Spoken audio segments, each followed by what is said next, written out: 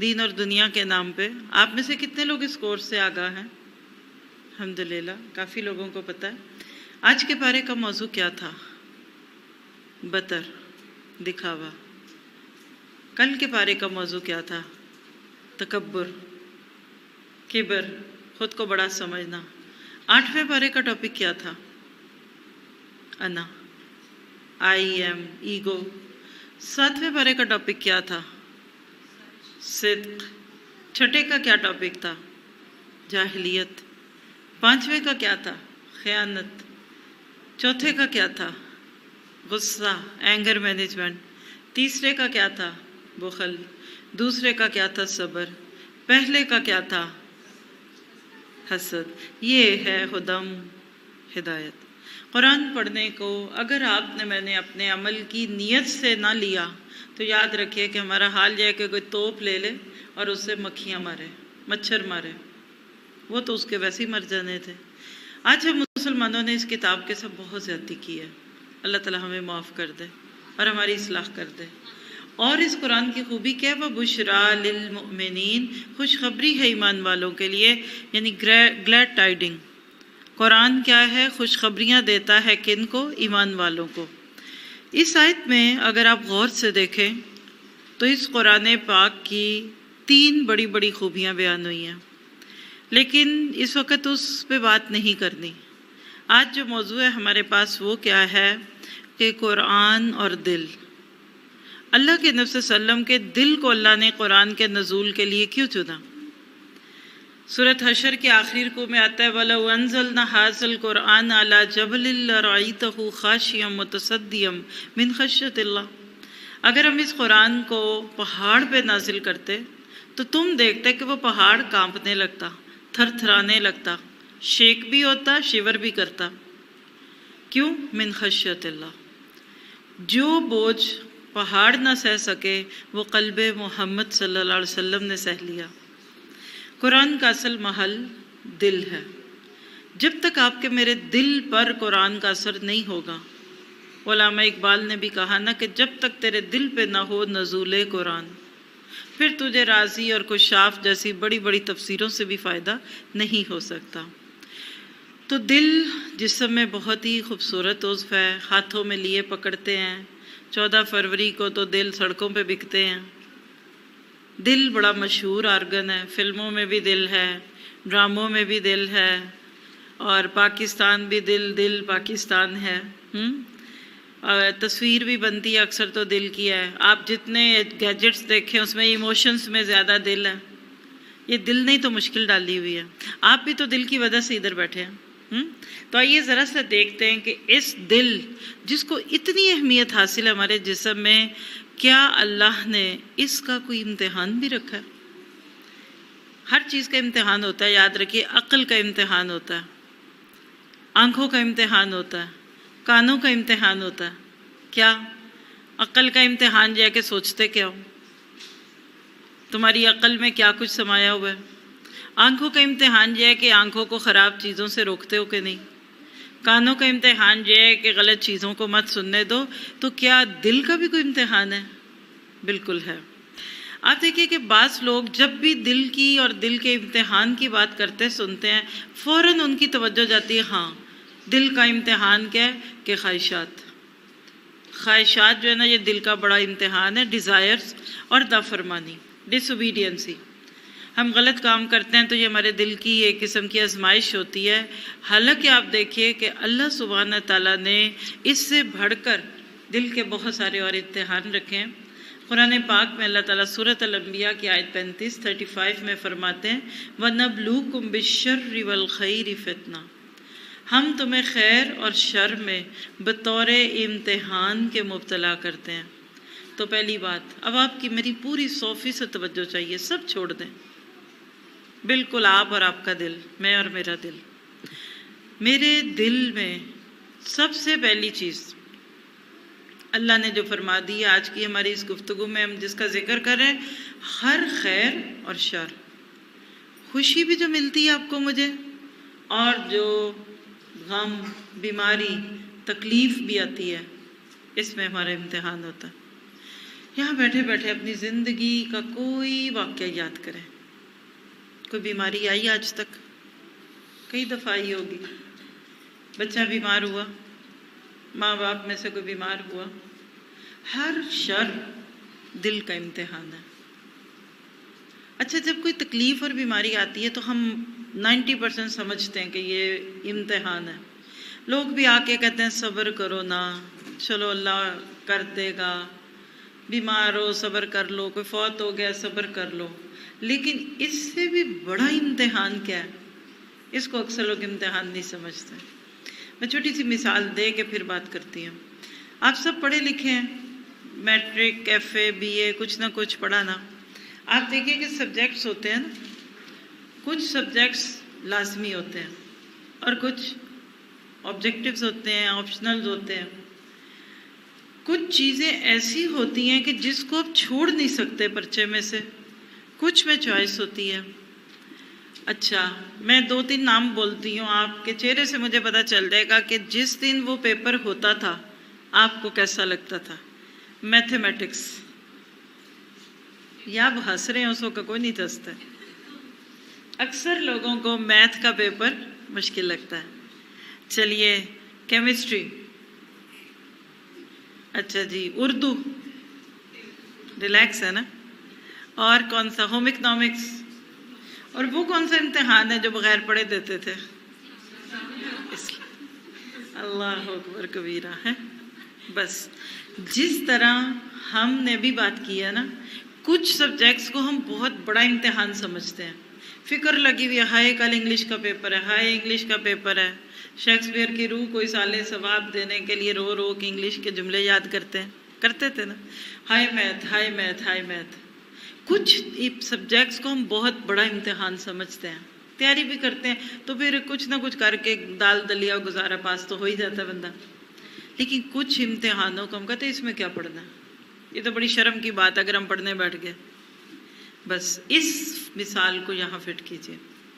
تکلیف، پریشانی، بیماری، دکھ، ان کو ہم امتحان سمجھتے ہیں. روتے بھی ہیں، دھوتے بھی ہیں، دکھی بھی ہوتے ہیں، چہرے سے بھی لگ رہا ہوتا ہے، دوسرے کو صبر کی تلقین کرتے ہیں.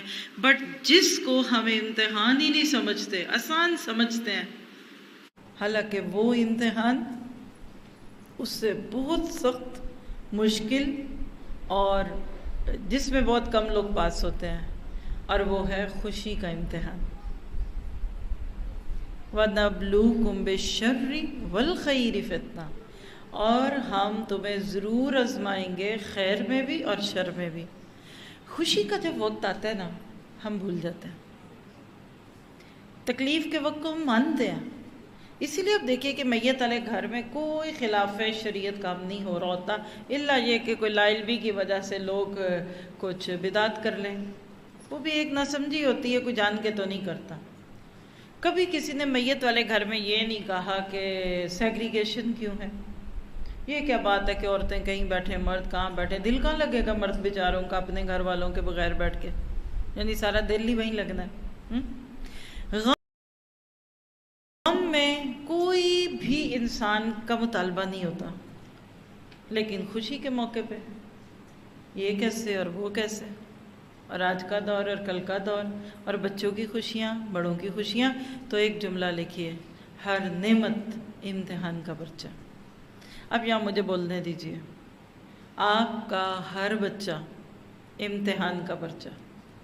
اپنے 4 بچوں کا، 5 ہیں، 3 ہیں، 2 ہیں، 6 ہیں، جتنے بھی اللہ ان کو سلامت رکھے، ان کا نام لے کر بولیے کہ یہ بچہ میرے امتحان کا پرچہ ہے. موسیٰ میرے امتحان کا پرچہ، عیسیٰ میرے امتحان کا پرچہ، عبداللہ میرے امتحان کا پرچہ، اور حذیفہ میرے امتحان کا پرچہ، جو نام ہے، سلمہ میرے امتحان کا پرچہ، عائشہ میرے امتحان کا پرچہ.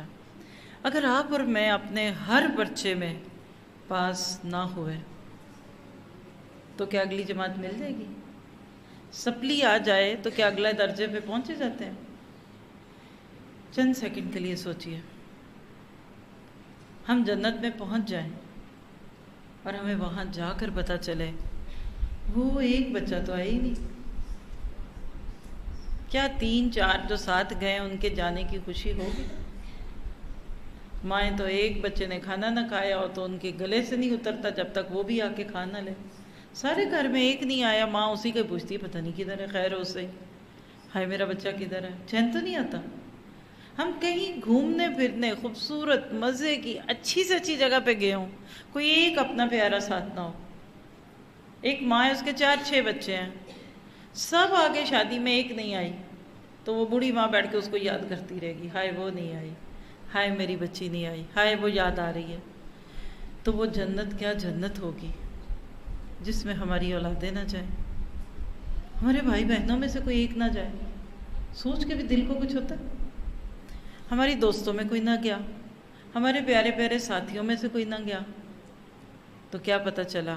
آج اس دنیا میں اس بات کی فکر کرنی ہے کہ ہم نے اپنے پیاروں کو اپنے ساتھ ساتھ رکھنا ہے، خیر کے کاموں میں بھی، اچھے کاموں میں. اور جس طرح خود برائیوں سے پرہیز کرتے ہیں دوسروں کو بھی پرہیز کرانا ہے. ہوتا کیا، ہم کہتے ہیں کیا کریں پھر اور کیا کہیں، سب کو ہی پتہ ہے. بس آپ دیکھیے کہ آپ اپنے بچے کو فجر کی نماز کے لیے نہیں اٹھاتی، کیا کہہ کر؟ اس کو بھی تو پتہ ہی ہے نا اب بڑا ہو گیا، خود اٹھے. لیکن اسی بچے کو اب اسکول کالج جانے کے لیے اٹھاتے ہیں 7-8 بجے. اب کیوں نہیں وہ خود اٹھ رہا؟ آپ کو غم یہ ہے کہ کہیں فیل نہ ہو جائے، کہیں 1 سال کی اور فیسیں نہ دینی پڑ جائیں، ہے نا یہ باتیں. تو پھر جو بات ابھی تک ہم نے کی ہے اس کا خلاصہ لے لیجئے مجھ سے کہ اللہ سبحانہ تعالیٰ نے آپ کو مجھے خیر اور شر میں آزمایا. جب آپ کی زندگی میں کوئی غم آتا ہے بہت زیادہ امکان ہے کہ آپ 100/100 نمبر لے لیں، صبر بھی کر لیں، شکر بھی کر لیں، نمازیں بھی اس دن وقت پہ پڑھی جاتی ہیں، اس دن کوئی وظائف بھی کر لیے جاتے ہیں، ذکر اذکار کی بھی کثرت ہوتی ہے، کوئی بہت ایکسپوجر بھی نہیں ہوتا، کوئی غیبتیں بھی نہیں بیٹھ بیٹھ کے کرتے. لیکن جس دن کسی خوشی میں جاتے ہیں سب سے اچھے کپڑے پہنتے ہیں، سب سے اچھے کھانے کھاتے ہیں. یہ الگ بات ہے اب تو ہم روز ہی کھاتے ہیں اور روز ہی اچھے پہنتے ہیں. لیکن چلیے شادی خوشی کے لفظ کے ساتھ ایک دم خوشی کا تصور تو آتا ہے نا. کیا ہم ان لوگوں میں تو نہیں ہو گئے کہ جو جس دن اللہ کی جتنی بڑی نعمتیں استعمال کرے اتنی زیادہ نافرمانی کرے؟ ایک مثال دے کے آگے لے چلتی ہوں. شادی کا دن کسی بھی انسان کی زندگی میں سب سے زیادہ سوچے جانے والا دن شادی کا دن ہوتا ہے. پہلے بچی چھوٹی سی ہوتی ہے تو گڑیا سے کھیلتی ہے. پہلے کے دور میں جب لڑکیاں گڑیا سے کھیلتی تھیں، اب نہیں کھیلتی اللہ ماشاءاللہ، اور کھیلتی میں تو وہ باربی ٹائپ کی ایک ایسی عورت جس کو گڑیا کہتے بھی شرم آتی ہے. لیکن جب لڑکیاں گڑیا سے کھیلتی تھی نا تو گڑیا کی شادی کرتی تھی، گڑیا گڈے کی شادی. آپ میں سے بہت ساروں نے کی ہوگی، کی تھی نا. تب لڑکیاں نسوانیت پہ پلتی تھی، ان کا فیمنزم برقرار تھا، ان کو پتہ تھا بڑے ہو کے بھی یہی کچھ کرنا ہے. ہانڈیاں پکانی، چولہے چونکے، یہ کوئی بہت پرانی باتیں بھی نہیں ہے. 5-6 سال پیچھے چلے جائیے، بچیوں کے کھلونے اور تھے، بچوں کے اور تھے، لڑکوں کے اور تھے، لڑکیوں کے اور تھے. جیسے کپڑے فرق تھے، آپ کپڑے بھی ایک، کھلونے بھی ایک. سب کو ٹیپ چاہیے، سب کو وہ اسپنر چاہیے. کیا گیمز کھیلتے ہیں، فرق ہو گیا نا. لیکن چلیے وہ جو ہوا اس کو چھوڑ دیں. پہلے بچیاں گڑیا کی شادی کرتی ہیں، ذرا سی بڑی ہوتی ہیں تو گھر والوں کو فکر لگ جاتی ہے یہ بڑی ہونے والی ہے، بڑی ہو رہی ہے. پھر جب خود بندہ بالغ ہوتا ہے تو اس کو دل میں خیال اور ارمان شادی ہونی، لڑکی کی بھی لڑکے کی بھی. اور پھر اس کے بعد ماں باپ کی فکریں اب ہو جائے. لیکن جب شادی کا دن آتا ہے کسی کی بھی، سر سے پاؤں، میرا حال ہے جوتیوں سے لے کر سر کے پراندے تک دلہن نئے کپڑوں میں ہوتی ہے. اس سے زیادہ لاڈ نہ ماں نے کبھی دیکھے تھے نہ بھائیوں نے جو اس دن دیکھتے ہیں. ایسی ہے نا، نعمتوں میں پل کے، نعمت پیار بھی، محبت چلنا ہی بھول جاتی ہیں. ایسے ہاتھ اٹھا اٹھا کے لوگ چلتے ہیں جیسے پتہ نہیں کیا ہو گیا. لیکن اس دن کیا ہم اللہ کو راضی کرتے؟ کیا ایسا تو نہیں ہو گیا کہ جس دن ہم سب سے زیادہ نعمتیں لیں اس دن ہی سب سے زیادہ اللہ کے حکم توڑے؟ تو وَنَبْلُوكُمْ بِالشَّرِّ وَالْخَيْرِ فِتْنَةً، آزمائش.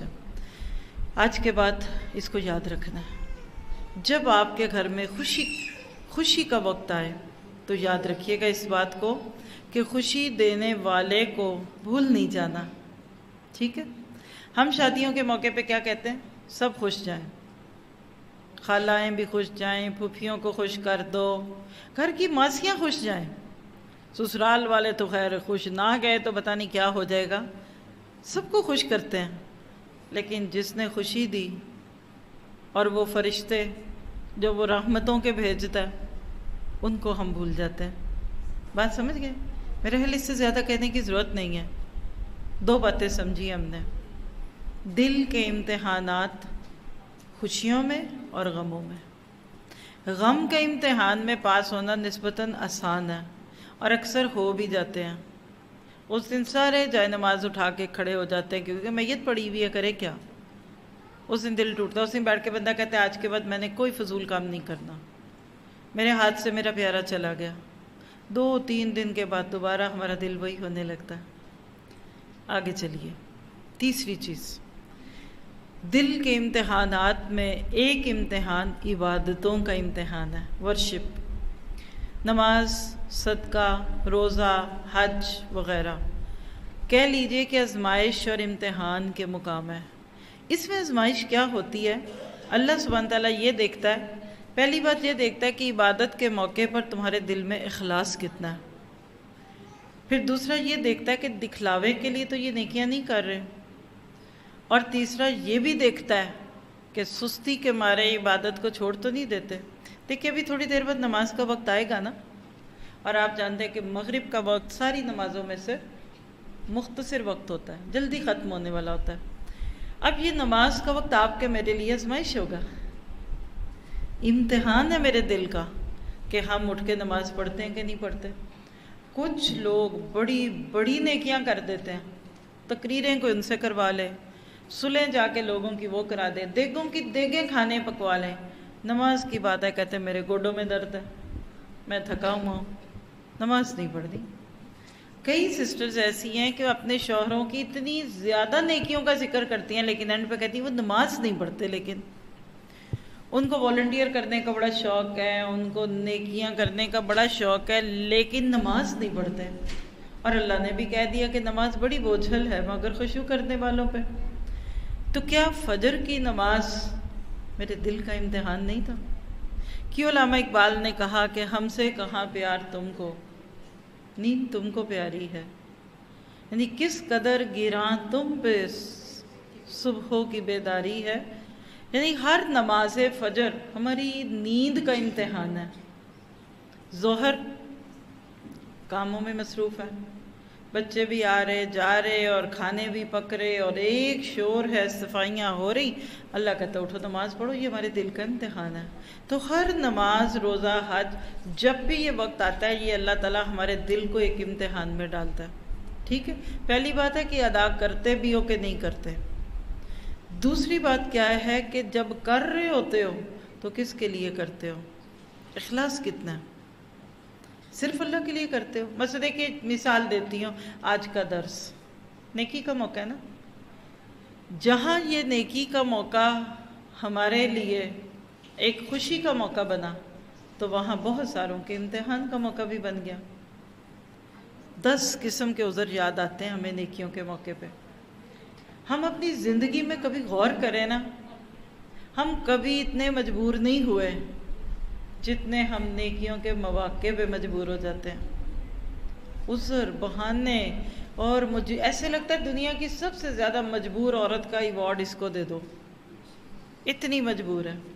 تو امتحان ہوتا ہے، تو آپ سارے اگر ادھر نکل کر آئے ہیں تو آج آپ اس امتحان میں پاس ہو گئے۔ یہ دعا کیجئے کہ یہاں سے کچھ لے کر جائیں، دکھاوے کے لیے تو نہیں نیکی کی۔ اللہ سبحانہ تعالیٰ سورہ فرقان آیت 23 میں فرماتے ہیں وَقَدِمْنَا إِلَىٰ مَا عَمِلُوا مِنْ عَمَلٍ، ہم ان کے اعمال کی طرف متوجہ ہوں گے، یعنی ہم ذرا سی ادھر توجہ کریں گے کہ جو بھی عمل انہوں نے کیا ہے فَجَعَلْنَاهُ هَبَاءً مَنْثُورًا، ہم ان کے کاموں کو ایک خاک بنا کر اڑا دیں گے۔ تو کیا پتہ چلا نیکی کا کوئی بڑے سے بڑا کام بھی ہو، لیکن اگر ہم دکھاوے اور ریاکاری کی نیت سے کریں گے تو اللہ تعالیٰ اس کو قبول نہیں کرے گا۔ دیکھیے آپ سمپل سی مثال سے سمجھیے، آپ کے گھر کوئی مہمان آئے، اس کے ہاتھ میں تھیلا ہے، کوئی بیگ ہے اچھا سا، آپ کیا سوچتے ہیں کہ وہ آپ کے لیے گفٹ لایا، آپ نے جلدی سے پکڑا ہو، کیا ضرورت تھی؟ اب وہ کہتا نہیں نہیں لے لیجئے، دے دیا۔ بعد میں آپ کو کوئی کہے جو انہی کے ساتھ آیا تھا کہ تم اتنی جلدی کیوں بولی، تمہارے لیے تو نہیں لائی تھی، وہ تو انہوں نے یہاں سے اٹھ کے آگے کسی جگہ جانا تھا، پروگرام تھا، کوئی فنکشن تھا، کوئی دعوت تھی، ادھر دینا تھا، تم نے فٹافٹ جھٹ سے لے لیا۔ اب مجھے جواب دیجئے، آپ کو خوشی ہوگی اس کی؟ اتنی شرم آئے گی کہ ہائے میں اتنی جلدی کیوں بولی۔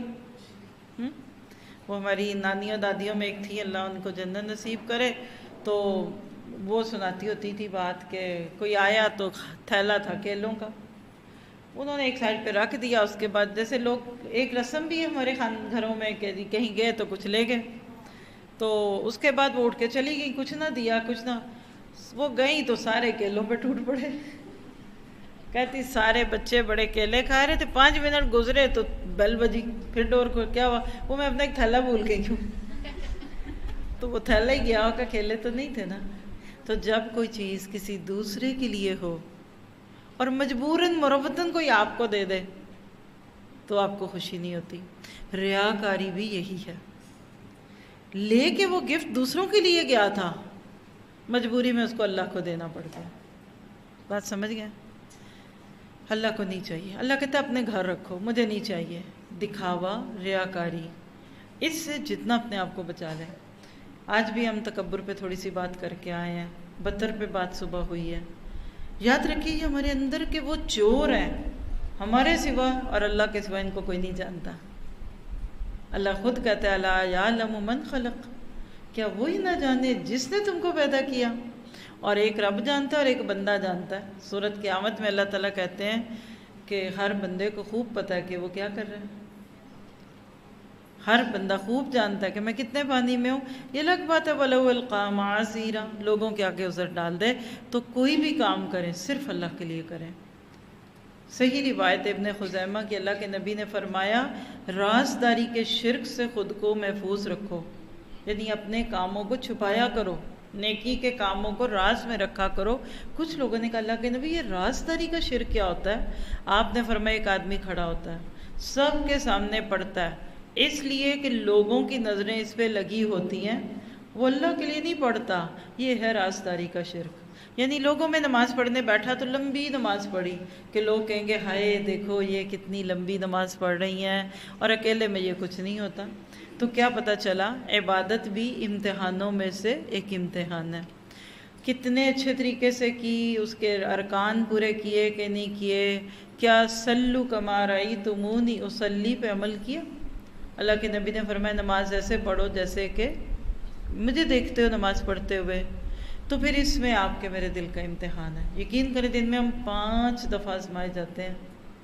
کبھی سوچیں ہاں بھی عصر کی نماز جو پڑھی ہوگی اس سے پہلے کتنا کو دل تھا اس میں، کتنا کو اس میں روئے، کون سی ہمیں اللہ نے کہا یاد آنا ہے، ہمیں تو آیتیں نہیں یاد کون سی پڑھی تھی، ہمیں تو دعائیں نہیں پتہ ہم نے کیا مانگی تھی۔ میرا نہیں خیال کہ آج صبح سے لے کر جو 3 نمازیں پڑھ چکے نا، فجر ظہر عصر، میں آپ سے پوچھوں، آپ مجھ سے پوچھیں فجر میں کون سی صورتیں پڑھی تھی، پہلی رکعت میں کون سی تھی، دوسری میں کون سی؟ ہاں یاد تب ہوگا جب ہمیشہ قل ہو اللہ ہی پڑھتے ہیں، پھر نہیں بھولے گا۔ تو یہ امتحان ہے۔ ہم روز ایک کھانا تو نہیں کھاتے، ایک کپڑا تو ہم روز نہیں پہنتے، ایک جیسے گھر میں موڈ تو روز نہیں ہوتا۔ تو عبادات میں روح پیدا کرنی ہے۔ سورۃ حج آیت 37 میں اللہ تعالیٰ فرماتے ہیں وَلَٰكِ يَنَالُهُ التَّقْوَىٰ مِنْكُمْ، اللہ کے پاس تمہارا تقویٰ پہنچتا ہے۔ ابھی عید قربان آئے گی، دیکھیے گا، میرا لے 1 ماہ کچھ دن رہ گئے، بڑے بڑے بکرے، چھترے، پھر کوئی سسرالوں میں بکرے جائیں گے، کوئی عیدیں جائیں گی، شبراتیں جائیں گی۔ تم نے کیا قربان کرنا ہے اس عید پہ؟ آپ سے میں ہی پوچھ لوں آج، آپ نے اس عید پہ کیا قربان کرنا ہے؟ آپ کہیں گے بکرا، کوئی کہے گا اونٹ، کوئی کہے گا گائے میں حصہ۔ عموماً یہی جواب ہے نا۔ کیوں نہ اس دفعہ ہم اپنی انا کو قربان کر دیں، کیوں نہ اس دفعہ ہم اپنی سستیوں کو قربان کر دیں۔ یہ قربانی ہے، وَاشْرِبُوا فِي قُلُوبِهِمُ الْعِجْلَ، جب بنی اسرائیل کے دلوں میں بچھڑے کی محبت آ گئی، اللہ نے اس بچھڑے پہ چھری چلوائی۔ تو اس عید پہ ہم نے اپنی برائیوں کو قربان کرنا ہے، اپنی خامیوں کو قربان کرنا ہے انشاءاللہ تعالی۔ ٹھیک ہے، تو بات عبادت کی سمجھ آ گئی ہے نا؟ ہر عبادت، کچھ لوگوں کو 2.5% زکوٰۃ دینا موت لگتی ہے۔ ہائے 2.5%، 2.5، تو بھئی وہ 9.7 کدھر ہے؟ تم نے سارے خرچے زکوٰۃ سے پورے کرنے ہیں، پھر بھی شک ہے۔ لوگ سوال کرتے ہیں اچھا اس کو زکوٰۃ دے سکتے ہیں، اچھا اس کو دے دیں، اس کو دے دیں، فلاں فلاں فلاں۔ اچھا کئی جگہ ڈاؤٹ ہوتا ہے کہ کیوں دو نہ دو، تو میں ان سے کہتی ہوں کہ آپ نے صرف 2.5 میں سے سارا کچھ دینا ہے، وہ جو 97.5 یا وہ پیچھے وہ کس کو دینا ہے؟ آپ اس میں سے 0.5 ہی دے دیجئے، جس پہ شک ہے اس کو نہ دے زکوٰۃ۔ تو یہ زکوٰۃ دینا ایک امتحان ہے، اور خاص طور پہ جب باہر کے ملکوں والے اپنے ملکوں میں زکوٰۃ دیں اور ضرب لگا لیں اپنے ملک کی کرنسی سے، اتنے لاکھوں کی زکوٰۃ بن گئی، تو یہ نہیں پتا کہ اس سے کتنے گنا آگے پڑا ہوا ہے۔ چلیے ایک بات حج کی بھی کر لوں، ایسے ہی آپ میں سے کس کس بہن نے حج کیا ہوا ہے؟ ٹھیک ہے، آپ میں سے کس کس نے ابھی عصر کی نماز پڑھی ہے؟ فرق آپ کے سامنے۔ آج ہم مسلمانوں میں بیٹیوں کی شادی کا فکر غالب ہے، بیٹوں کی پڑھائی غالب ہے، حج جیسے فریضے کو مستقل ٹالتے رہتے ہیں۔ کوئی کہتا ہے قرضوں میں، کوئی کہتا ہے بچے پال رہا ہوں، کوئی کہتا ہے بیٹیوں کو پالنا ہے، اب کوئی کہتا ہے گھر بنانا ہے، ابھی کوئی کچھ۔ یاد رکھیے، اگر آپ پہ حج فرض ہے پہلی فرصت میں کر لیجئے۔ یہ اب آپ کو پتہ ہے آپ پہ فرض ہے کہ نہیں ہے، لیکن فرض ہے تو کرنا پڑے گا، ورنہ بہت سخت وعید ہے۔ ٹھیک ہے، آگے چلتے ہیں۔ ایک اور دل کا امتحان جو بڑا سخت ہے، مجھے تو ایسے لگتا ہے سب سے سخت، اور وہ ہے علم۔ علم دلوں کے امتحان کے لیے ایک وسیع میدان ہے۔ اس میں بہت سارے لوگ فیل بھی ہوتے ہیں، ناکام اور نامراد بھی ہوتے ہیں۔ کیسے علم کیسے امتحان ہے؟ اور دنیا کا علم نہیں، ہم اس وقت العلم کی بات کرتے ہیں، اقرأ باسم ربک الذی خلق کی بات کرتے ہیں۔ چلیے ساروں کو پیچھے کر دے کہ ہم اس قرآن کی بات نہ کر لیں۔ الرحمن علم القرآن۔ آپ میں سے کتنی بہنوں کو سورۃ الرحمن زبانی یاد ہے؟ وہ ہاتھ کھڑا کریں۔ الحمدللہ۔ کتنے ہیں جو دیکھ کے بہت پڑھتے ہیں اکثر ہی؟ جی الحمدللہ۔ پہلی آیت کیا ہے؟ الرحمن، اللہ کا نام۔ اگلی آیت کیا ہے؟ علم القرآن۔ رحمان کا رحم اس دنیا میں ہم پہ کیا ہے کہ اس نے ہمیں قرآن دیا۔ کتنے لوگ ہیں جو اس قرآن کو کے علم کو اہمیت دیتے ہیں؟ پہلا امتحان میں فیلئر کا نتیجہ کیا ہے کہ پڑھتے ہی نہیں۔ سب سے مشکل، سب سے زیادہ دم گھٹتا ہے نا جس چیز پہ، وہ لائبلٹی ہے، پابندی۔ رجسٹریشن نہیں کرانا، توبہ کریں، نام نہیں لکھنا۔ سارا سال لسنر بن کے آتے رہیں گے، بھئی کیا چیز آپ کو رکاوٹ بناتی؟ نہیں، ذمہ داری ہو جائے گی، پھر پابندی کرنی پڑے گی، پھر پوچھیں گے لوگ کہ کیوں نہیں آئے، کیوں نہیں کیا۔ تو مجھے بتائیے، بغیر باندھے بھی کبھی دنیا میں کچھ ہوا؟ آپ میں سے کوئی ڈاکٹر اگر ہیں یا آپ کے ہسبینڈ ڈاکٹر ہیں، ایسے ہی بن گئے؟ یہ جو آپ کے بچے روز صبح 7 بجے اٹھ کر آپ ان کو بیچاروں مظلوموں کو بستروں سے اٹھا کے اسکولوں میں بھیجتے ہیں، جائیں اگر آپ ان کو پابند نہ کریں تو؟ دنیا کا کون سا کام ہے جو پابندی کے بغیر ہوتا ہے؟ نہیں ہوتا۔ تو پھر اس علم کے امتحان میں اکثریت نے تو لانگ لیف لی ہوئی ہے۔ میں اپنے پورے دل کے درد اور محبت سے کہوں گی، آج امت مسلمہ میں اکثریت نے علم کے پرچے سے چھٹی لی ہوئی ہے۔ لانگ لیو، چھٹی پہ ہے، یہ پرچہ نہیں دینا۔ ٹھیک ہے، سچی بتا رہی ہوں۔ پہلی تو ہے کہ لینی نہیں، علم نہیں لینا، پڑھ لیں گے، وہی بات ہے کہ کتاب کو پڑھیں گے، سب کچھ کریں گے، علم نہیں لیں گے، ہدایت نہیں بنائیں گے۔ دوسری بات کیا ہوتی ہے؟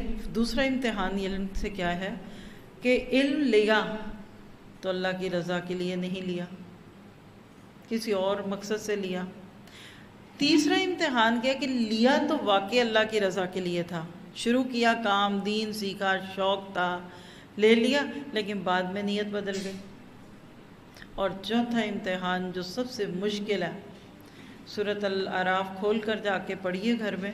ایک ایسے شخص کے اوپر اتنی بڑی مثال ہے کہ وہ شخص، اس کی مثال کلب کتے کی طرح جس کی رال ٹپکتی رہتی ہے. یہ کون سا شخص ہے؟ فرمایا جس کو اللہ نے اپنی آیتوں کا علم دیا لیکن وہ بھول گیا اور وہ تو زمین سے لگ گیا، یعنی دنیا کی خواہشیں. پھر شہرت، فیمس، ٹو بی فیمس، میں پرومیننٹ ہوں، میں نے بڑا علم سیکھا، کندھے اپنے تھپ تھپاتے ہیں، میں بڑا پڑھتی ہوں، مجھے بڑا آ گیا. کل میری کسی سے شاید ملاقات ہوئی، پرسوں، ایسی جہاں ہوتی رہتی ہیں روز ایسی ان ایک دو دنوں میں. تو کوئی سسٹر تھی، تو آج کل ہر وقت ہی ہم لوگ کوئی نہ کوئی بات کرتے رہتے ہیں. تو ایک کورس شروع ہے، تو ان کو سسٹرز بتا رہی تھی کہ یہ کلاس ہو رہی، دین دنیا ہی کی دعوت دی جا رہی تھی. کہتی مجھے سب آتا ہے، مجھے آتا ہے، میں پڑھی ہوئی ہوں. 2-4 سوال کرنے کے بعد پتہ لگ گیا تھا کہ کیا پڑھی ہوئی ہے اور کتنا پڑھی ہوئی ہے. اور مجھے کوئی کہنا مجھے سب آتا ہے تو میں کہتی ہوں بسم اللہ کیجیے، آئیے، ہمیں ٹیچرز کی بھی ضرورت ہے، پڑھنے کی نہیں ضرورت تو پڑھائیے. لیکن آپ دیکھیے کہ بہت سارے لوگ اپنی پڑھائی کو، دیکھیے یہ آج کے دور کا بہت بڑا فتنہ ہے. پہلے تو پڑھتے نہیں، پھر پڑھتے ہیں تو خواہشوں میں پڑھ کر بھول جاتے ہیں. مجھے کسی نے کہا کہ پورا قرآن لفظی ترجمے سے بچیوں نے پڑھا ہوا، یعنی کورس کیا ہوا جس کو آپ کہیں، اور آج ان کا حال کیا کہ ان کے جسم پہ کپڑے بھی پورے نہیں ہیں. وجہ کیا کہ چھوڑ جو دیا. ابھی ایسی چل رہا ہے، ٹھنڈک ہے نا، ابھی بند کر کے دیکھیے کیا ہوگا، اثر ختم ہو جاتا ہے دن بدن. یاد رکھیے علم سے جڑے رہیں، ڈپ کریں خود کو، جیسے یہ پانی کے اندر ڈبوئیں گے نا تو گیلے رہیں گے، تھوڑی دیر باہر نکلے سوکھ جائیں گے، اور سوکھتا ہے بندہ. علم کا بہت بڑا جو بندے کے اوپر ایک وبال اور امتحان ہوتا ہے وہ کیا ہے کہ بندہ تھوڑا سا علم لے کے اپنے آپ کو بہت تکڑا ہوا سمجھتا ہے. مثال دیتی ہوں، بس آپ دیکھیے کہ یہ کپڑا، مثال دے رہی ہوں، نئے کپڑے اور بہت پہنے ہوئے کپڑے میں فرق کس چیز کا ہوتا ہے؟ نیا کپڑے میں اکڑ ہوتی ہے، چبھتا ہے، کھردرا، خوبصورت تو لگتا ہے، دوسروں کو اچھا لگتا ہے، پر خود کو اندر چبھتا ہے. اور وہ جوڑا جو 3 سال سے روز پہن رہے ہیں اور ایک ہفتے میں 2 دفعہ کم از کم دھلتا ہے، وہ پہن کر کتنا مزہ آتا ہے، نرم دھلا ہوا جوڑا. نیا علم، تھوڑا علم اکڑ پیدا کرتا ہے. اکڑ نہیں مان جس کو کہتے ہیں نا دی اکڑ تے ویکھو ذرا، تھوڑے سے علم کے ساتھ گردنیں اکڑتی ہیں. آج ہم نے تکبر کا موضوع کیا تو اس میں ایک پورا موضوع تھا علم کا تکبر. امام غزالی کہتے ہیں کہ تکبر میں کہ جو اسباب ہے نا، ریزنز ٹو بی پراؤڈ، اس میں سب سے پہلی چیز تکبر ہے علم کا. تھوڑے سے علم کے ساتھ اپنے آپ کو وہ عالم فاضل سمجھانا ہے، نام سب کے لاکھ کے مقابلے سب سے اچھے، مجھے بہت آتا ہے، میرے اسٹوڈنٹ میں پڑھاتی ہوں، اعوذ باللہ وہ آپ کو پڑھنے آتے ہیں. دیکھیے مجھے کبھی آج تک اس جملے کی سمجھ نہیں آئی. مجھے خود لوگ ملواتے ہیں، لوگ یہ میری اسٹوڈنٹ ہے آپ ان سے ملیں. اللہ جانتا ہے آج تک مجھے ضرورت نہیں ہوئی ہے جملہ بولنے کی، اور انشاءاللہ زندگی بھر نہیں ہوگی. میں کہتی ہوں یہ تو قرآن پڑھنے آئے ہیں، یہ قرآن کے طالب ہیں، آپ کے طالب کیسے ہو گئے؟ سمجھ گئے؟ طالب استاد کے نہیں ہوتے، آپ علم کے ہوتے ہیں. تو طالب علم بنیے، طالب استاد نہیں بننا. پھر آپ دیکھیے کہ علم کا ایک اور بھی بہت بڑا امتحان ہے، عہدہ. مجھے کیا دے رہے ہیں آپ عہدہ؟ جی پہلے یہ بتائیں، آپ نے آج مجھے بلایا ہے تو مجھے عہدہ کیا دیں گے؟ مجھے ٹائٹل تو کچھ دیجئے، کوئی میرا نام، کوئی میرا رینک، کوئی ادھر بیج آف آنر میرے لگا دیجئے. یہ فتنہ ہے. پھر اسی طرح علم کا ایک اور فتنہ جو امتحان ہوتا ہے دل میں، کہ اپنے ہم اثروں پر برتری. میرے نمبر کم، تیرے زیادہ، میرے زیادہ تیرے کم، مجھے شابش ملی تجھے نہیں ملا، مجھے گڈ ملا تجھے گڈ نہیں ملا. اپنی دوستوں، اپنے ساتھ، اپنے کولیگ، اپنے ساتھیوں کے ساتھ بندہ امتحان کرتا. پھر اسی طرح علم کا ایک اور امتحان ہے مناظرے، جھگڑے، بحثیں. یہ سب کچھ یاد رکھیے امتحان ہے. اللہ کے نبی نے فرمایا، ابو داؤد کی روایت ہے، جس نے وہ علم کہ جو اللہ کی رضامندی کے لیے حاصل کیا جاتا ہے، اس مقصد کے لیے حاصل کیا کہ اس سے دنیا کا کوئی فائدہ حاصل کرے.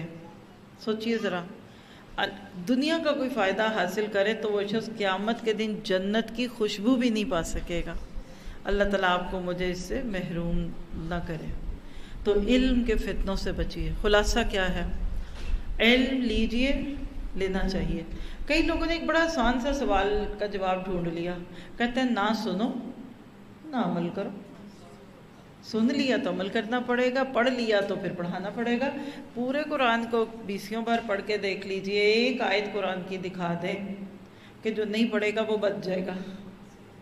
دیکھیے پہلی صورت میں اللہ نے جواب دے دیا، پڑھ کے علم نہیں کرو گے، پڑھ کے عمل نہیں کرو گے تو مغضوب بنو گے، اور بلا وجہ پڑھنے سے دور ہوگے تو ضالین ہوگے، بھٹکے ہوئے۔ ایک ہی رستہ ہے، انعمت علیہم، اس رستے پہ چلو جس کی دعوت دی جاتی ہے۔ تو آج علم دوست بنیے۔ آپ سب ماشاءاللہ مائیں ہیں، بہنیں ہیں، آپ شہر کے ڈیفرنٹ جگہوں سے آئے ہوں گے، ایسے ہی ہے نا۔ آپ دیکھیں سمر ہے، گھر میں اتنا وقت کٹھے رہ کر اکیلے میں بچوں اور گھر والوں کے ساتھ بیٹھنا بھی ایک میرا خیال ہے بڑی آزمائش ہے گرمی میں۔ کچھ نہ کچھ کیجئے۔ آج کل الحمدللہ یہ ایک بک مجھے دیجئے، میں کچھ ساتھیوں کی مدد کر دوں۔ ایک کورس کر رہے ہیں ہم آن لائن پہ، دین و دنیا قرآن پاک کی روشنی میں۔ اس لیے دعوت دینے لگی ہوں کہ شاید میرا یہاں آنا صرف اس ایک درس سے بڑھ کر آپ کو کچھ اور فائدہ دے جائے۔ بنیادی طور پہ آپ دیکھیے کہ رمضان میں ہم نے دورہ قرآن کیا، بہت سارے اور لوگ بھی دورہ قرآن کرتے ہیں، آپ میں سے میرا ہر ایک نہیں کیا ہوگا، اور اللہ تعالیٰ ان کا قبول کرے۔ لیکن بہت سارے بچے ہمارے، خاص طور پہ ٹیچریں، جاب والے لوگ محروم رہ گئے، کیونکہ امتحانوں کے دن تھے، چھٹیاں نہیں تھیں، ایسے ہی ہے نا، عید کے قریب چھٹیاں بنی۔ تو پھر اس کے بعد یہی ڈیسائیڈ ہوا کہ رمضان کے بعد ایک سمر کورس کرتے ہیں، جس میں ہر اس بہن، ساتھی، بیٹی کو دعوت دی جائے کہ جو رمضان میں بھی نہیں کر سکی۔ تو یہ الحمدللہ یہ بک دین و دنیا قرآن کی روشنی میں خود بھی نہیں سوچ سکتی تھی کہ یہ کتاب جب تحریری شکل میں آئی ہے تو یہ اتنا فائدہ دے گی۔ آج ہم نے 10واں پارہ کیا، ابھی ادھر آنے ابھی ختم ہوئی ہے، تھوڑی دیر پہلے کلاس 3 بجے شروع ہوتی ہے آن لائن پہ، اگر آپ سنیں گے انشاءاللہ، اور 5:30 ٹائم ہے۔ 15 منٹ ہم اوپر لیتے ہیں بیچ میں، کیونکہ گروپس ہوتے ہیں آن سائٹ پہ، بیچ میں ایک نماز ہوتی ہے۔ صرف 2.5 گھنٹے میں ایک پورے پارے کے اندر سے عمل کے نقطے، مثلا اگر اس کا انڈیکس آپ کھول کے دیکھتے ہیں نا تو آپ کو اندازہ ہوتا ہے کہ اس کا کھولیے گا، ہر پارے کا ایک تھیم ہے۔ یقین کرے دلوں کو جو روگ لگے ہوئے ہیں نا ہمارے، جس کی وجہ سے سگے بھائی بہن ناراض ہے، ساس سسرال رشتے تو ہوتے ہی اچھے نہیں ہیں۔ یہ دیکھیں، یہ اس کا انڈیکس ہے۔ پہلے پارے میں حسد ہے، دوسرے میں صبر ہے، بخل، غصہ، خیانت، جاہلیت، سچ، انا، تکبر، دکھاوا، توبہ، حیا، نفس کی شرارتیں، لمبی آرزویں، فتنوں کے آگے بند کیسے باندھا جائے، تقدیر کو مان جاؤ، جھگڑو نہیں، غفلت، زنا، ادب، دعا، شکر، تقوی، اخلاص، جھوٹ، مشورہ، خبط اعمال، اسراف، توکل، دعوت اللہ اور تزکیہ نفس کے مراحل۔ 30 ٹاپک ہیں، اور ایک دن صرف ایک بات پہ بات ہوتی ہے۔ ویسے تو آپ کو پتہ ہے کہ ماشاءاللہ ایک پارے میں سے کتنے عمل کے نقطے نکلتے ہیں۔ جنہوں نے اس سال دورہ قرآن کیا، رشتے جوڑیے، ہر پارے کے بعد رکوع وائز عمل کے نقطے تھے نا۔ سمجھ نہیں آتا کیا کروں کیا نہ کروں۔ اس میں کیا مزے کی بات ہے، پہلے پارے میں صرف حسد پہ بات ہوئی۔ اس دن تو ایسے لگ رہا تھا کہ ساری بچی کچی نیکیاں بھی چلی گئیں اللہ کے پاس حسد کر کے۔ دوسرے پارے میں صرف صبر، یعنی روز ایک بس برائی ہم چنتے ہیں، اور اپنی، دوسروں کی نہیں۔ تزکیہ نفس ہے۔ الحمدللہ پوری دنیا میں لوگ لے رہے ہیں۔ آپ نے اگر پچھلے 10 پارے مس کر بھی دیے ہیں کوئی بات نہیں، آپ ویب سائٹ پہ جائیے nurulquran.com، جو مین ویب سائٹ ہے، یو کے ساتھ نور کا لفظ ہے، آپ لکھتے ہیں آ جائے گی آپ کو، مین پیج پہ ہی ہوگا میرا خیال ہے۔ کورسز میں اس کورس کی ساری ڈیٹیلز ہیں، آپ سنیے، گھر سے سنیں۔ آج آپ خوش قسمت ہیں کہ بکس موجود ہیں۔ لوگ یقین کریں جتنے کی بک ہے شاید اتنی شپنگ لگا کے تو شپ کروا رہے ہیں، پوری دنیا میں یہ بکس جا رہی ہیں۔ تو آج تھوڑی سی بکس ہیں ہمارے پاس، آپ میں جن کو لینی ابھی نہیں لیکن بعد میں، ٹھیک ہے۔ اپنی بچیوں کو ساتھ لے کے بیٹھیں۔ کیا 24 گھنٹے میں سے ہم 2.5 گھنٹے نہیں نکال سکتے؟ ہم اتنے مصروف ہیں۔ میں اپنے آپ سے پوچھتی ہوں مجھے کام کیا ہے، کر کیا رہی ہوں۔ دیکھیے ایوریج بات کروں گی، مجھے آپ کے حالات نہیں پتہ کیا آج ہمارے ایک ایک گھر میں 3 کم از کم ماسیاں نہیں ہیں؟ میٹس، لڑکیاں، ہیلپرز، صفائی والی الگ ہے، برتنوں والی الگ ہے، استری والی الگ ہے، بعض گھروں میں تو کھانے بھی وہ بنواتی ہیں۔ میں اور آپ کیسے اپنے اس وقت کا حساب دیں گے؟ یقین کریں ہمارا آج صبح کا دن شروع ہوا ہے، ختم ہی نہیں ہو رہا، ختم ہی نہیں ہو رہا۔ میں خود حیران ہوں کہ اللہ تعالیٰ کبھی کبھی ایک ایک دن میں اتنی برکت دیتا ہے۔ فجر کی نماز سے لے کر اب تک یہ تیسرا شہر ہے جس میں قدم لگے، اور تیسری کلاس ہے اس وقت تک۔ صبح سے لے کے میں نے 3 دفعہ مائک کھولا، کلاس بھی لی، ریکارڈنگ بھی دی، اب آپ کے ساتھ بھی بیٹھے ہیں، اور تقریباً 50 منٹ ایک گھنٹہ لگا لیں، اور 2 گھنٹے 10، ہاں ٹوٹل کر لیں 3 گھنٹے ٹریولنگ کی ہے، اور ابھی اس کے بعد اب پھر ٹریولنگ ہے، وہ بھی 3 گھنٹے کی ہوگی۔ کھائے بھی، بیچ میں ملاقاتیں بھی ہوئیں، کام بھی ہوئے، ابھی دن آدھا بھی نہیں گزرا، ایسے لگتا ہے ابھی بہت وقت ہے۔ یاد رکھیے، گیٹ مور فرام لائف، یہ زندگی آپ کا میرا امتحان ہے، ٹھیک ہے؟ تو علم دوست بنیے۔ اس کی ڈیٹیل جس کو چاہیے بعد میں لیں، ابھی نہ سوچیے، آپ گھر بیٹھے یہ کورس کر سکتے ہیں۔ بک لے جائیے، آپ نے پچھلے 10 پارے مس کیے ہیں، یوٹیوب پہ بھی موجود ہیں، آپ کو ویب سائٹ سے بھی ملیں گے، اور اگر آپ رجسٹرڈ اسٹوڈنٹ بن کے اس کا سرٹیفیکیشن کے ساتھ کرنا چاہتے ہیں، ویب سائٹ پہ جا کر کورسز میں جا کر ڈیٹیل لے لیجئے۔ آگے چلتے ہیں، دل کا ایک اور امتحان ہے۔ علم کی حد تک بھی ماشاءاللہ بہت سارے لوگ پہنچ جاتے ہیں، جیسے ایک ادھر راؤنڈ گیا، دوسرا اگلے راؤنڈ تک پہنچ گیا، لیکن اس سے اگلے راؤنڈ، اور وہ ہے دعوت اللہ۔ دل کے امتحانی مقامات میں سب سے مشکل مقام کیا ہے؟ پہلی بات ہے، لوگ دعوت اللہ کو کوئی کام ہی نہیں سمجھتے۔ ان الذین آمنوا وعملوا الصالحات، بس دیٹس اٹ۔ اللہ کیا کہتا ہے؟ وَالْعَصْرِ إِنَّ الْإِنسَانَ لَفِي خُسْرٍ إِلَّا الَّذِينَ آمَنُوا وَعَمِلُوا الصَّالِحَاتِ وَتَوَاصَوْا بِالْحَقِّ وَتَوَاصَوْا بِالصَّبْرِ۔ آپ نے، میں نے تواصی بالحق اور تواصی بالصبر چھوڑا ہوا ہے۔ اور مجھے ایک جملہ بولنے کی اجازت دیجیے، پورے شعور اور ذمہ داری سے بولوں گی۔ اس وقت امت مسلمہ کی جو موجودہ حالت ہے ورلڈ وائڈ، یہ دعوت اللہ کے کام کو چھوڑنے کی سزا ہے۔ وہ کہتے ہیں نا کہ جوتے بھی پڑے اور وہ بھی چماروں کے ہاتھوں، اللہ مغضوب علیہم کے ہاتھوں اس امت کو پٹوا رہا ہے، ضالین کے ہاتھوں یہ امت بہکی پڑی، ہماری نسلیں کدھر جا رہی ہیں؟ کبھی آپ نے سوچا؟ اس کو اپنا کام سمجھیے۔ پہلا امتحان پھر کیا ہوا؟ کرتا ہی نہیں۔ دوسری، جو دعوت کے کام میں گئے، اللہ تعالیٰ ان کے دلوں کو اتنے مشکل امتحانات میں ڈالتا ہے، کیا نیت بدل جاتی ہے، شہرت، بلندی، توجہ، لوگوں کے اندر ایسا رویہ اختیار کریں کہ لوگ ہمیں پسند کریں۔ دیکھیے، ماں ہے نا، آپ اگر اپنے بچے کو خوش کرنا چاہیں تو کبھی آپ اس کو دودھ پلائیں؟ آپ تو پیپسی دیں گی۔ آپ اپنے بچے کو کھجور دیں گی؟ بچے خوش نہیں ہوں گے۔ آپ چاکلیٹ دیں گی؟ کیا آپ نے ماں ہونے کے ناطے اپنے بچے کو وہ دیا جو وہ چاہتا ہے؟ نہیں، آپ نے کڑوی گولیاں بھی دی، آپ نے سب کچھ بھی دیا۔ بالکل یاد رکھیے، دعوت اللہ کا کام اتنا مشکل کام ہے، آپ لوگوں کی من پسند چیزیں چھڑا کے، چاکلیٹ چھڑا کے کھجوریں ان کے ہاتھ میں دے رہے ہیں، اور اس کام کو آج ہم ضروری نہیں سمجھتے، اور خاص طور پہ پھر ہم عورتیں بیچاری، لو جی عورتوں کا کیا کام؟ آج عورتوں نے یہ کام چھوڑا ہوا، اس لیے امتیں خراب ہو رہی ہیں، نسلیں بگڑ گئیں۔ تو اس کی کوشش کیجیے، اپنی زندگی میں اتنا علم لیجئے کہ وہ آپ کو تڑپائے، آپ کے دل کو گلائے، میرینیٹ کریں آپ کے دل کو، اور آپ ابل ابل کے پڑھیں۔ اور صبح گھر سے جب نکلے تو میں نے کیا آیت پڑھ کے سنائی آپ کو؟ وَإِذْ غَدَوْتَ مِنْ أَهْلِكَ تُبَوِّئُ مَقَاعِدَ لِلْقِتَالِ۔ فجر کی نماز کے فوراً بعد ہم بھی نکلے، ابھی سن رائز بھی پورا گاڑی میں بیٹھ کے ہوا کہ نبی آپ صبح سویرے اپنے گھر والوں کو چھوڑ کے نکل گئے تھے احد کے لیے۔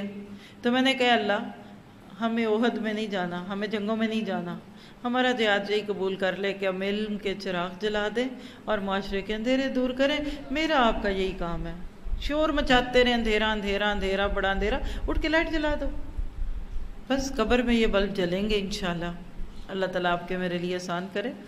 اور آج کل ہمارے ساتھ بہت ساری ساتھی سسٹرز بچیاں جوہر آباد میں آن سائٹ پہ بیٹھ کے، جیسے آج آپ بیٹھے ہیں، وہ بھی بیٹھ کے سیکھ رہی ہیں. آج ان کو ویڈیو کیمرے کے ساتھ دیکھ رہی تھی، مجھے اور بھی وہ اچھے لگ رہے تھے. اتنی شدید گرمی میں گھر سے نکل کر آنا ایک امتحان نہیں ہے، تو کوشش کیجئے کہ اس کو اپنی زندگی میں لے کر آئیں. اس کے بعد ایک اور امتحان دل کا، وہ ہے اختلافات، بحث مباحثے، جھگڑے. یاد رکھیں کہ شیطان کی چراگاہوں میں اہم ترین چراگاہ، بلکہ آپ کہہ لیں اس کی کھیتی کیا ہے، کہ لوگوں کو جھگڑوں میں ڈالو. میاں بیوی کا جھگڑا، بچوں کے ساتھ جھگڑے، سسرال کے جھگڑے، کولیگز کے جھگڑے، سیاست دانوں کے اور عوام کے جھگڑے، ٹیکس کے جھگڑے، آجر اور اجیر کے جھگڑے. یاد رکھیے جھگڑوں سے بچیے. ہمارے دل کا بڑا امتحان ہے کہ اگلا بندہ آپ سے لڑنا چاہتا ہے اور آپ کہہ رہے ہیں میں نے نہیں لڑنا. آپ ٹھیک ہے، میں غلط ہوں.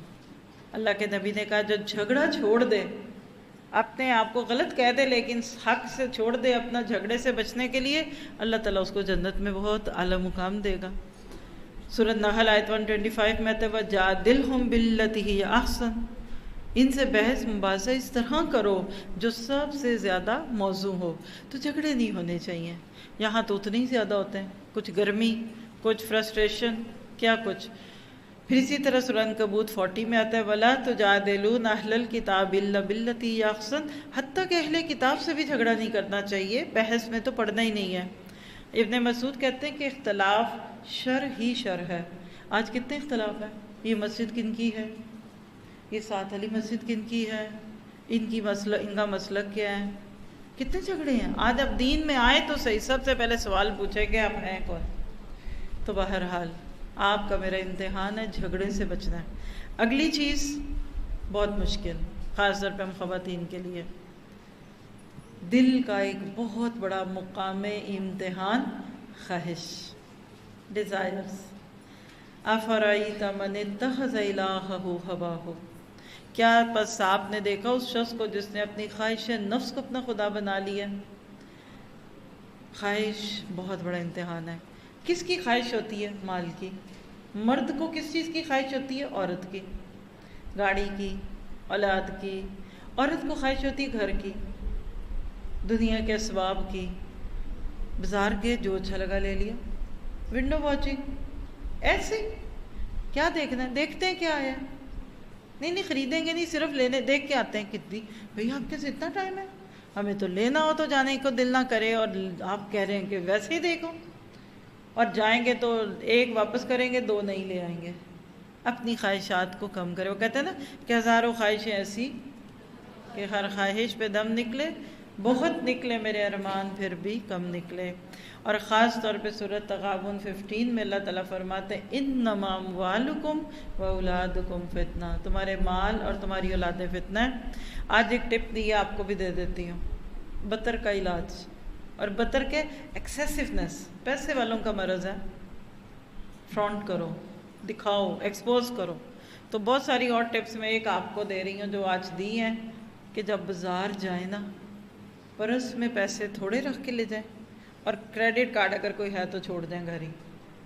وہاں جا کے پیسے نہیں ہوں گے تو ادھار تو آپ کو دے گا کوئی نہیں، تو فالتو چیزیں کم آئیں گی. ہمارے گھر کباڑیے کی دکان بنے ہوتے ہیں، سیل سٹور بنے ہوتے ہیں، یہ بھی لے لو وہ بھی لے لو، بعد میں پتہ بھی نہیں ہوتا کدھر پڑا ہوا ہے. تو اللہ تعالیٰ ہمیں خواہشوں میں بچائے. صحیح مسلم کی روایت، اللہ کے نبی نے فرمایا یہ دنیا بڑی میٹھی ہے، تمہیں اس میں خلیفہ بنائے گا اور اللہ دیکھے گا کہ تم کیسے برتتے ہو. یعنی واقعی یہ دنیا میٹھی ہے. وہ کہتے ہیں جہاں بڑا میٹھا تو کنے ڈٹھا. یہ دنیا اللہ بڑی میٹھی ہے، اگلی ہمیں کوئی نہیں دکھ رہی، اتنی پیاری لگتی ہے یہ دنیا. فرمایا خود کو عورتوں سے اور دنیا سے بچاؤ، کیونکہ بنی اسرائیل عورتوں کی آزمائش اور فتنے میں مبتلا ہو گئے تھے.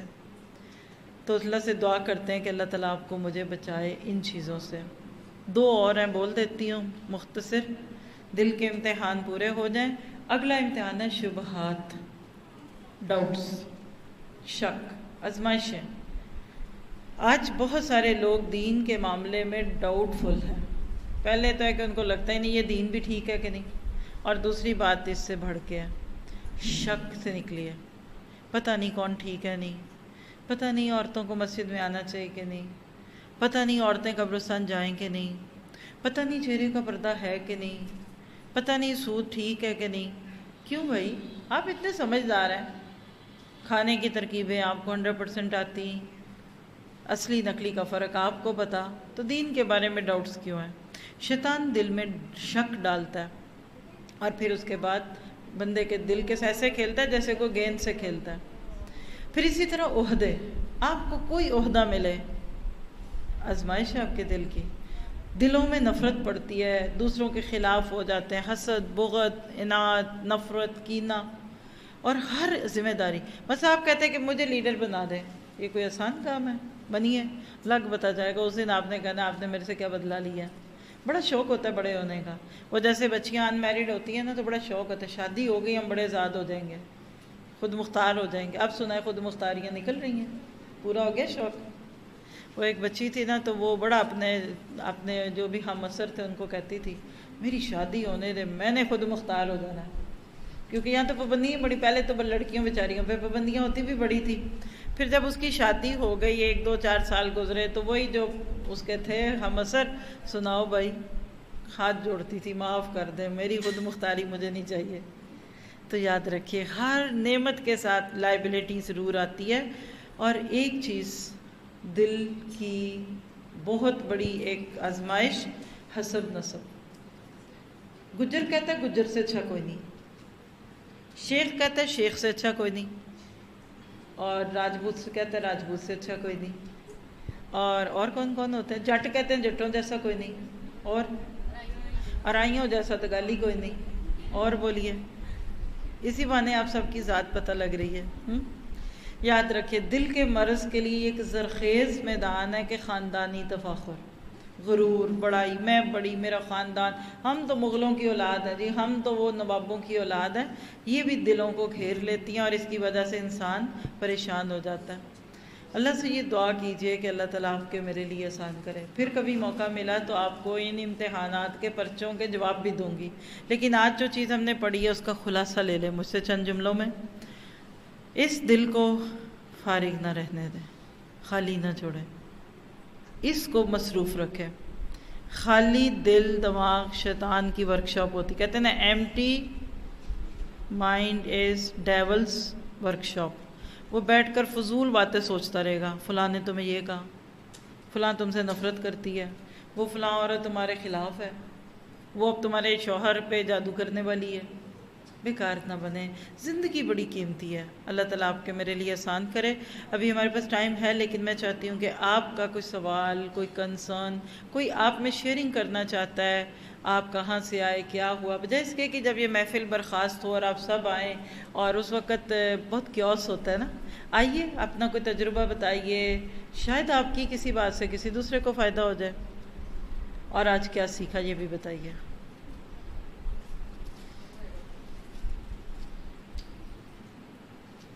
جی مائک دے دو، ہاں ادھر ہی دے دیجیے.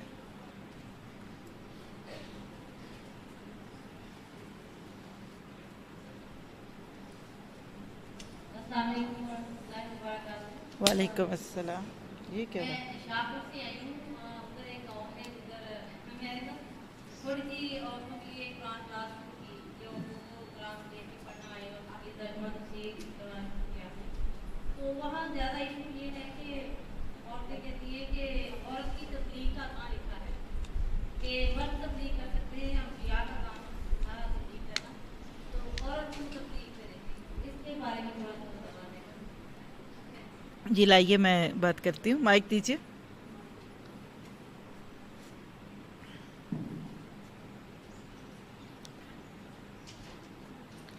بہت ہی اچھا سوال ہے ان کا کہ کچھ لوگ کہتے ہیں کہ مرد تو تبلیغ کریں، عورت کیوں کریں. دیکھیں سورۃ احزاب کھول لیجئے اور 22واں پارہ اس کے اینڈ پہ اور 23ویں پارے نہیں 21ویں پارے کا اینڈ اور 22ویں کا شروع.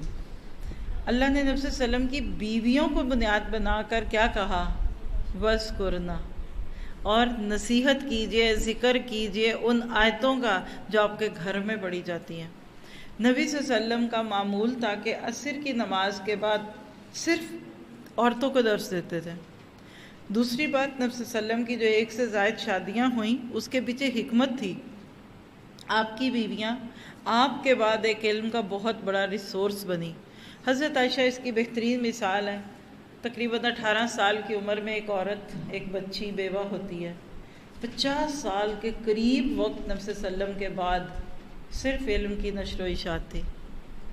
علامہ اقبال کا شعر سمجھا دیتی ہوں، اور فارسی کا شعر ہے، کہتے ہیں کہ عورت اٹھ قرآن پڑھ، تیرے قرآن پڑھنے نے عمر کے دل کی دنیا بدل دی تھی۔ ان کو بتائیں یہ دلیل ہے کہ عمر کی بہن ذریعہ بنی تھی عمر کے دین کا۔ عورت نہیں پڑھے گی نا، اور عورت تبلیغ نہیں کرے گی تو نسلیں بنجر ہوں گی۔ باپ حلال کمائی دے اور ماں علم اور دین کی محبت ہے، اس سے پیاری نسل نہیں بنے گی انشاءاللہ تعالی۔ ٹھیک ہے؟ اور جی آپ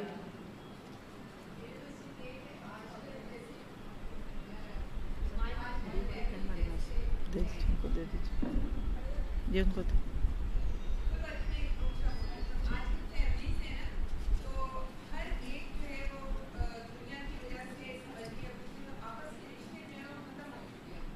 بہت زیادہ رشتے جو ہے نا ہمارے آپس میں ایک دوسرے کے ساتھ ٹوٹ گئے ہیں، اور ہر بندے سے پوچھیں تو وہ یہی کہتا ہے کہ جی میں رائٹ ہوں اور دوسرا جو ہے رانگ ہے۔ تو میں آپ سے یہ پوچھنا چاہوں گی کہ جیسے قرآن میں اتنا زیادہ رشتوں کو جوڑنے کا حکم ہے، تو ہم بہت کوشش کرتے ہیں، اس کوشش کے اندر ہم بہت زیادہ ذلیل بھی ہوتے ہیں، کبھی ان کے ہاتھ کبھی ان کی اولاد کے ہاتھ یا کچھ۔ تو آپ مجھے صرف یہ بتائیں کہ ہم کس لیول پہ ہوں تو ہم بالکل رائٹ ہیں، یعنی رشتے داری میں ہم کتنا کوئی ایک دوسرے کا کریں تو ہم رائٹ ہیں۔ جی جزاک اللہ خیر۔ سوال آپ سب نے سن لیا کہ رشتے جوڑیے۔ دیکھیے اتفاق سے اگر آپ نے نہیں بھی سنا تو اس سال دورہ قرآن پورے رمضان میں ہم نے اسی موضوع پہ بات کی ہے نا، رشتے جوڑیے۔ سب سے زیادہ بڑا حق رشتے داروں کا آپ کو پتہ کیا ہے؟ ہم کہتے ہیں نا ان کو کھانا کھلائیں، ان کے گھروں میں شادیاں تو جائیں، دعوتیں کریں۔ ہم صلہ رحمی یا رشتہ داری نبھانا اس کو کہتے ہیں۔ سب سے بڑی صلہ رحمی اللہ کے نبی کو اپنے عمل کے بعد جس بات کا حکم دیا گیا تھا، وَأَنذِرْ عَشِيرَتَكَ الْأَقْرَبِينَ، اپنے قریبی رشتہ داروں کو ڈرائیے۔ پہلا حکم کہہ لیں عملی طور پہ اقرأ بسم ربک کے بعد کیا تھا؟ قم فانذر، کھڑے ہو جائیں اور وارن کریں۔ تو جب ہم اپنے رشتہ داروں کو اللہ کی بات نہیں بتاتے نا، اس کی وجہ سے اگلے سارے مسئلے اٹھتے ہیں۔ دل گندے ہو چکے ہیں، دلوں میں بغض۔ کل ایک میسج تھا، ایک سسٹر ہے وہ بات کرتی ہیں شروع، پھر اس کے بعد وہ شروع ہوئی ہلکی سی ہچکی، پھر تو وہ روتی ہی گئی روتی ہی گئی روتی ہی گئی، اور میرا لقمہ میرے گلے میں اٹک رہا تھا ان کا رونا سن کے، اور سگے بہن بھائیوں کا دکھ بیان کر رہی تھی۔ یاد رکھیں جتنا مادہ پرستی آئے گی نا، دل دور ہوں گے۔ پہلے ایک گھر میں پہلی چھٹی پہ خالہ اپنے بچوں کو لے کے آ جاتی تھیں اور پھوپھیاں آ جاتی تھیں۔ آج 2 دن کوئی مہمان رہ جائے تو ہم کہتے ہیں کہ اللہ ان کو خیر سے گھر لے جائے۔ مادہ پرستی ہے۔ پہلے دال ساگ میں گزارا ہو جائے، اب 6 چیزیں بنا کر بھی خوش نہیں ہوتے۔ تو اس کا بہترین حل یہ ہے، سیدھا سا عملی بات کر رہی ہوں، اپنے دین کو اپنے تک نہ رکھیں۔ اگر اللہ نے آپ کو دیا، پیار سے، محبت سے، لاڈ سے، اداؤں سے، مان سے کسی طرح اپنے پیاروں کو اس کتاب سے جوڑ دیں۔ جی اور کوئی؟ بس کافی ہے میرا خیال ہے، پھر نماز کا وقت ہو جائے گا۔ ہم رکتے ہیں ادھر انشاءاللہ تعالی، 10 منٹ ابھی بھی ہیں دعا وغیرہ اختتامی کلمات کے اندر۔ اس میں پھر یہ ہوگا کہ مسجد میں 7:15 پہ آئی تھنک سو جماعت ہے، تو ظاہر ہے کہ بردرز کو آنا ہوگا، تو ہم کیوں نیک پہ جائیں، تو انشاءاللہ پورے 7 بجے سے ہم ہال خالی کر سکتے ہیں۔ سبحانک اللہم و بحمدک اشہد ان لا الہ الا انت استغفرک و اتوب الیک ربنا تقبل منا انک انت السمیع العلیم وتب علینا انک انت التواب الرحیم وصلی اللہ تعالی خیر خلقہ واصحابہ اجمعین برحمتک یا ارحم الراحمین آمین۔ رب ارحمہما کما ربیانی صغیرا ربنا ہب لنا من ازواجنا وذریاتنا قرۃ اعین وجعلنا للمتقین اماما۔ یا مالک یا رحمان یا رحیم، ہمارے اس بیٹھنے کو قبول فرما، ہماری کوشش کو قبول فرما، ہم سے راضی ہو جا۔ یا اللہ جو بہنیں بیٹھی ہیں، جو آئیں، جنہوں نے بلایا، جنہوں نے انتظام کیے، یا اللہ سب کی قبولیت فرما۔ ہماری جو کمی بیشیاں رہ گئیں اس سے درگزر فرما۔ یا اللہ ہمیں دلوں کے ان امتحانوں میں کامیاب کر دے۔ یا اللہ چھوٹا سا دل ہے اور اس پہ اتنے بڑے بڑے امتحان ہیں۔ یا اللہ دلوں کو لاحق ہونے والی باتیں اور جتنی آزمائشیں اس میں ہمیں سرخ رو کر دے۔ یا اللہ ہمیں اپنی پوری کوشش کرنے والا بنا کہ ہم نے اپنے دلوں کے ان امتحانوں میں کامیاب ہونا ہے۔ یا اللہ ہمیں ان منافقین میں شامل نہ کرنا کہ جن کے بارے میں تو خود کہتا ہے کہ ان کے دلوں میں بغض بھرا ہوا ہے۔ یا اللہ جو بیمار ہیں ان کو صحت اور عافیت عطا فرما، جو پریشان ہیں ان کی پریشانیاں نکال دیں۔ یا اللہ جن ماؤں کے بچے بیمار ہیں، کریٹیکل ہیں، اللہ ان کو صحت اور عافیت والی زندگی عطا فرما۔ یا اللہ ہمیں اور ہمارے بھائی بہنوں کو ایسی آزمائشوں سے بچا۔ یا اللہ ہمارے ماں باپ پہ اپنی رحمتیں فرما۔ یا اللہ ان سے راضی ہو جا۔ یا اللہ صحت عافیت تندرستی والی زندگی عطا فرما، مجبوری اور لاچاری والی زندگی سے بچا۔ یا اللہ ان کی دعائیں لینے والا بنا، جو دنیا سے چلے گئے ان کی بخشش فرما۔ یا اللہ ہمیں ان کے حق میں بہترین صدقہ جاریہ بنا، ہمارے گناہوں پہ ہمارے ماں باپ کو نہیں پکڑنا۔ یا اللہ ہمارے شوہروں پہ اپنا رحم فرما، ان کے گھر والوں پہ اپنی رحمت فرما۔ یا اللہ دین دنیا کے ان کے تعاون کو قبول فرما۔ یا اللہ اولادوں کو آنکھوں کی ٹھنڈک بنا۔ یا اللہ اولادوں کو دین اور دنیا میں ساتھ لے کر چلنے والا بنا۔ یا اللہ ہمارے سارے خاندان اور ہمارے سارے رشتہ دار اور عزیز و اقارب، یا اللہ ان کو اس سچے دین سے جوڑ دے، ان کو قرآن کی یہ مٹھاس عطا فرما جس کے بغیر زندگیاں کڑوی ہیں۔ یا اللہ جو بھی اس کوشش میں لگا ہوا ہے اس کو آسان درجے پہ کرنے والا بنا اور قبولیت والا بنا دے۔ یا اللہ جس نے کبھی دعاؤں کے لیے کہا اور آج بھی جو سسٹرز کہنا چاہ رہی ہیں اور کہہ نہیں پا رہی، ان کی بھی قبول فرما۔ جو اس وقت بھی ہمارے ساتھ گھر سے سن رہے ہیں یا جو بات میں سنیں گے ان کو بھی ہماری دعاؤں میں شامل فرما۔ یا اللہ ہمیں علم کی آفتوں سے بچا۔ یا اللہ ہمیں ایسا نہ ہو کہ کل قیامت کے دن ہم اور بھی خسارہ پانے والے بن جائیں۔ یا اللہ جہاں بھی کوئی دین کا علم آ رہا ہے یا اللہ اس کو قبول فرما۔ یا اللہ جوہر آباد میں جو ہمارے نئے نئے پودے لگ رہے ہیں یا اللہ ان کی حفاظت فرما۔ یا اللہ ان کو ایسی خوبصورت فصلوں میں بدل کہ جس کی کھیتیاں ہر سال تیار ہو کر یا اللہ ایسی نسلوں کی صورت میں ڈھلیں کہ جن میں سے پھر ابو بکر، عمر اور عثمان پیدا ہوں۔ یا اللہ جو اس راستے میں معاونین ہیں، مددگار ہیں، تو ان کی مدد فرما۔ یا اللہ ہم سب کو علم کے اس راستے کی کھاد بنا دے، ہمارے گھروں کو، ہمارے مال، ہمارے اولاد، ہمارے ریسورسز کو اس دین کے لیے قبول فرما لے۔ یا اللہ یہاں بھی جو ساتھی اخلاص کے ساتھ کوشش کر رہے ہیں یا اللہ ان کی کوششوں میں برکت دے اور ہماری وجہ سے خیر کا کوئی کام لے لے۔ ہمارے استادوں پہ اپنی رحمتیں فرما۔ یا اللہ جو دنیا سے چلے گئے ان کی بھی بخشش فرما، اس ملک کی حفاظت فرما۔ یا اللہ یہاں کے غریب پہ اپنی رحمت کر دے۔ یا اللہ یہاں کے کمزور پہ اپنی رحمت کر دے۔ یا اللہ جہاں جہالت اور غربت جمع ہو جائے یا اللہ ان سب کو یا اللہ علم کے نور سے دھو دے۔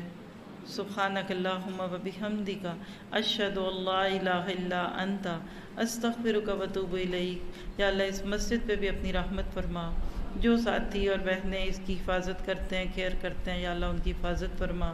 اور یا اللہ ہماری یہ جگہیں تیرے راستوں میں استعمال ہوں، خیر کے پیغام کے لیے یہ دروازے کھلے رہیں، اور شر یا اللہ ہمیں خیر کی چابیاں اور شر کے تالے بنا دے۔ سبحانک اللہم و بحمدک اشہد ان لا الہ الا انت استغفرک و اتوب الیک۔ ربنا تقبل منا انک انت السمیع العلیم وتب علینا انک انت التواب الرحیم، وصلی اللہ تعالی خیر خلقہ واصحابہ اجمعین برحمتک یا ارحم الراحمین، آمین۔ السلام علیکم ورحمۃ اللہ وبرکاتہ۔